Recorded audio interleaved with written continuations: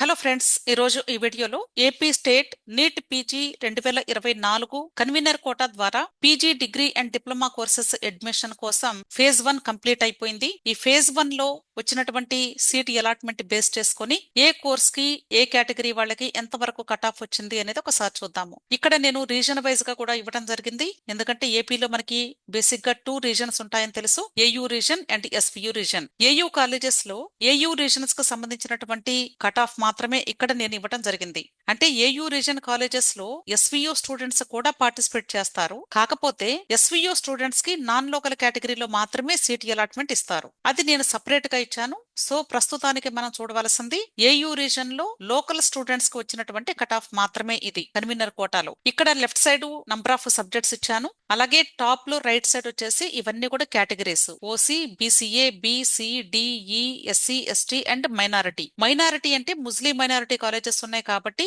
ఆ కాలేజెస్ లో కేవలము మైనారిటీ స్టూడెంట్స్ కి మాత్రమే సీట్ ఇస్తారు.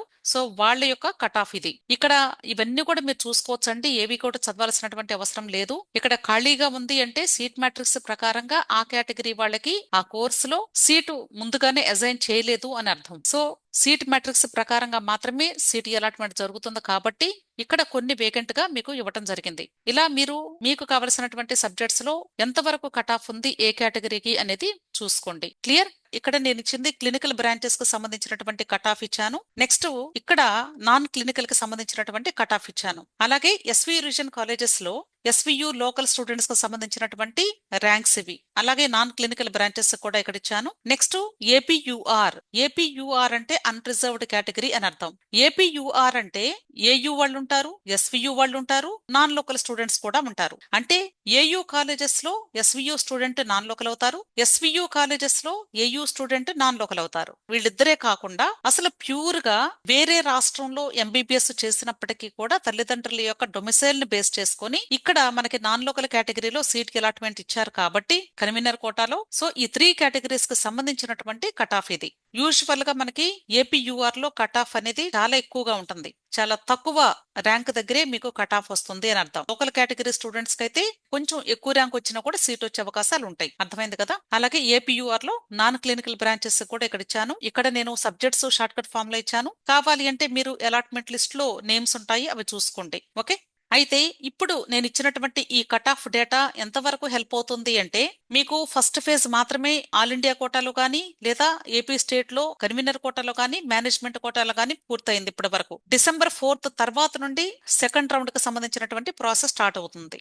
సో సెకండ్ రౌండ్ లో పార్టిసిపేట్ చేయాలి అనుకున్నటువంటి స్టూడెంట్స్, అంటే ఇప్పుడు ఫస్ట్ రౌండ్ లో సీటు వచ్చి అప్గ్రేడేషన్ కి వెళ్లేటువంటి స్టూడెంట్స్, అలాగే సీటు వచ్చి అసలు జాయిన్ అవ్వకుండా ఉన్నటువంటి స్టూడెంట్స్, లేదా సీటు వచ్చి జాయిన్ అయ్యి క్యాన్సిల్ చేసుకున్న స్టూడెంట్స్, అసలు సీట్ రానటువంటి స్టూడెంట్స్, 4 కేటగిరీ స్టూడెంట్స్ కూడా ఇప్పుడు సెకండ్ రౌండ్ లో పార్టిసిపేట్ చేసే అవకాశం ఉంది. సో ఇప్పుడు మీకు ఈ కట్ ఆఫ్ ని బేస్ చేసుకొని మీ పొజిషన్ మెరిట్ లిస్ట్ లో ఎంత వరకు ఉంది, మీ ముందు ఎంత వరకు ఏ బ్రాంచ్ లో సీట్ వచ్చిందో చూసుకోండి. అంతేకాదండి, సెకండ్ ఫేజ్ కు సంబంధించి మీకు మరలా సీట్ మ్యాట్రిక్స్ రిలీజ్ చేస్తారు. ఆ సీట్ మ్యాట్రిక్స్ దేన్ని బేస్ చేసుకుని ఉంటుంది అంటే ఫేజ్ 1 సీట్ అలాట్మెంట్ వచ్చినటువంటి స్టూడెంట్స్ ఎంతమంది రిపోర్ట్ చెయ్యలేదు అంటే నాట్ రిపోర్టెడ్ లిస్ట్, అలాగే ఒకవేళ జాయిన్ అయ్యి December 4వ తారీఖు తర్వాత మీకు ఫ్రీ ఎగ్జిట్ ఆప్షన్ ఇస్తారు అఫీషియల్ వెబ్సైట్ లోనే. ఆ ఫ్రీ ఎగ్జిట్ ఆప్షన్ తీసుకుని ఎంతమంది స్టూడెంట్స్ జాయిన్ అయ్యి కూడా సీటు వదులుకుంటారు, ఈ 2 కేటగిరీ స్టూడెంట్స్ యొక్క లిస్ట్ ఇస్తారు. అవి మనకి వేకెన్సీ లిస్ట్ ఫర్ ఫేజ్ 2 అని అర్థం. సో దాన్నే సీట్ మ్యాట్రిక్స్ అంటారు. కాబట్టి మీరు సెకండ్ రౌండ్ లో పార్టిసిపేట్ చేసేటప్పుడు ఆ 2 లిస్ట్స్ కూడా చూసుకొని వేకెన్సీ ఎంతవరకు ఉంది, ఎంతమంది స్టూడెంట్స్ మీకు పైగా ఇంకా సీట్ రావాల్సినటువంటి స్టూడెంట్స్ ఉన్నారు, దాన్ని బట్టి మీరు కొంచెం గెస్ చేసుకొని సీట్ వచ్చే అవకాశాల ప్రాబబిలిటీ ఎంత అనేది క్యాలిక్యులేట్ చేసుకోండి. అలాగే ఆల్ ఇండియా కోటాలో కూడా కొద్దిమంది ఇక్కడ సీట్ అలాట్మెంట్ వచ్చినటువంటి స్టూడెంట్స్ జాయిన్ అయ్యి ఉంటారు కాబట్టి సో డెఫినెట్ గా మీకు సెకండ్ రౌండ్ కి అయితే కొంత మూవ్మెంట్ అయితే డెఫినెట్ గా వస్తుంది. ఎందుకంటే టాపర్స్ అంటే సుమారుగా ఒక 5,000 ర్యాంక్ వరకు చాలా వరకు కూడా ఆల్ ఇండియా కోటాకు వెళ్ళిపోతారు కాబట్టి ఇక్కడ మీకు సెకండ్ ఫేజ్ లో కొంచెం ఆపర్చునిటీస్ ఎక్కువగా ఉంటాయి. అంతేకాదండి, ఫేజ్ 1 నుండి ఫేజ్ 2 కి అలాగే ఫేజ్ 2 నుండి ఫేజ్ 3 కి కూడా మీకు అప్గ్రేడేషన్ ఛాన్స్ ఉంది. ఈ రూల్స్ కు సంబంధించి మనకి అఫీషియల్ వెబ్సైట్ లో November 30వ తారీఖున ఇన్స్ట్రక్షన్స్ టు ద క్యాండిడేట్స్ అని నోటిఫికేషన్ రిలీజ్ చేశారు. అది డౌన్లోడ్ చేసుకొని ప్రతి ఒక్క ఇన్స్ట్రక్షన్ ని కూడా చదువుకోండి. చాలా డీటెయిల్డ్ గా ఇచ్చారండి. అందరూ కూడా వెల్ ఎడ్యుకేటెడే కాబట్టి మీరు చక్కగా డౌన్లోడ్ చేసుకొని చదువుకుంటే క్లియర్ గా అర్థమవుతుంది. దానిలో అర్థం కాకపోవడానికంటూ పెద్ద డిఫికల్టీ ఇంగ్లీష్ ఏం కాదు. అది చాలా మందికి ప్రాబ్లం ఏంటంటే అసలు డౌన్లోడ్ చేసుకొని చదవటమే పెద్ద ప్రాబ్లం. దయచేసి ఇన్స్ట్రక్షన్స్ ని చదివి వాటిని బట్టి మాత్రమే మీ యొక్క డెసిషన్స్ తీసుకోండి.